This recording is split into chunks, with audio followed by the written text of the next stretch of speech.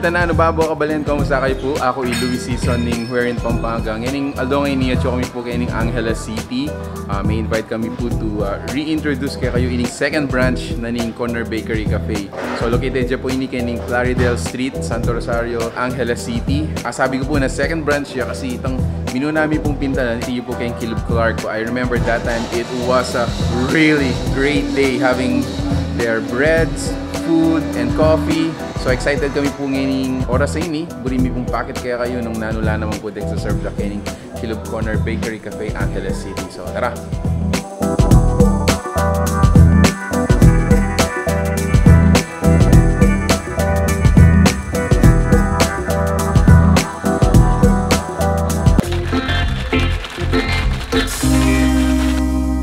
Minsan pa kabalen, magpasalamat kami po kay Corner Bakery Cafe for inviting us. Laon nyo naman ni kaya kaming table. Super kadakala niya. Ni-invite nila ding staff and management na ning Corner Bakery Cafe to join us in this afternoon feast.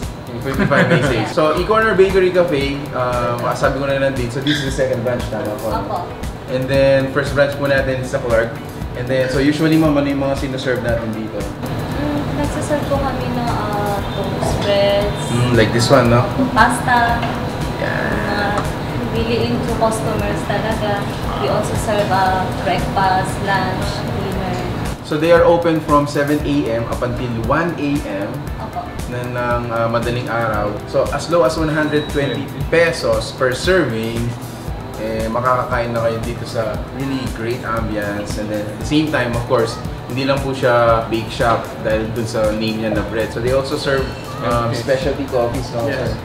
We have a R&D na nag-create ng mga premium brands of coffee powders na matatagpuan lang sa infusions. Sa fusion. Infusions. Okay. Infusions Philippines. We're gonna try now their food.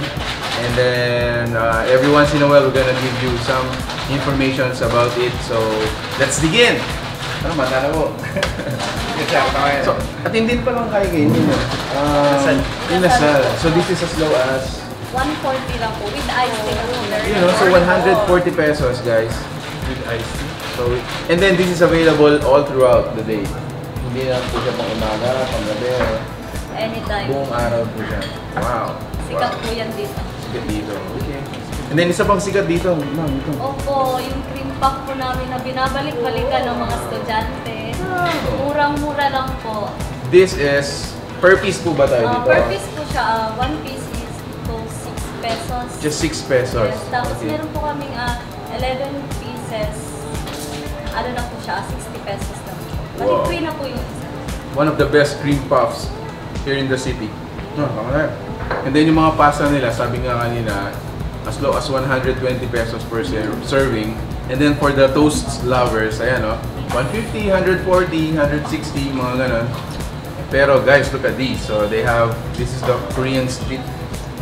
Korean street toast. So siguro ini muna akong takman. Yeah. There you go. Interesting product po nila dito are this one. So this is Ice cream. Milk tea ice cream. Guys, Ice cream. so it's a milk tea ice cream. Pag sinerve po nila, as in, para siyang na-scoop na ice cream. But, in nature, it's a milk tea. Yes. Oh. So yung base niya, ano siya?